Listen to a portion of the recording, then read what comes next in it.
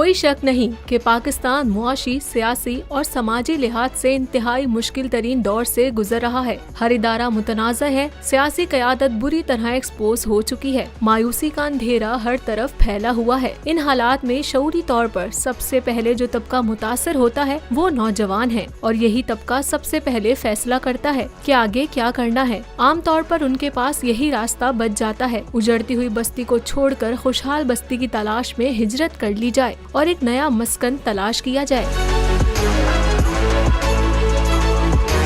Bureau of immigration के हालिया दादोशुमार के मुताबिक इस साल बेहतर मुस्तकबिल के लिए मुल्क छोड़कर जाने वालों की तादाद में हैरान कुन और अफसोसनाक हद तक इजाफा हुआ है। 2022 में 7,65,000 पढ़े लिखे नौजवानों ने पाकिस्तान छोड़ दिया है। इनमें डॉक्टर्स, इंजीनियर्स, IT एक्सपर्ट्स और दीगर शोबों से ताल्लुक रखने वाले नौजवान शामिल हैं। कुछ बड़े शोबों की बात करें तो इस साल पाकिस्तान 7,000 से जायद इंजीनियर्स, 2,500 डॉक्टरों, 1,600 नर्सों, 2,000 IT माहिरीन, 6,500 अकाउंटेंट्स, 2,600 ज़राई माहिरीन और 900 असातिज़ा से महरूम हो गया।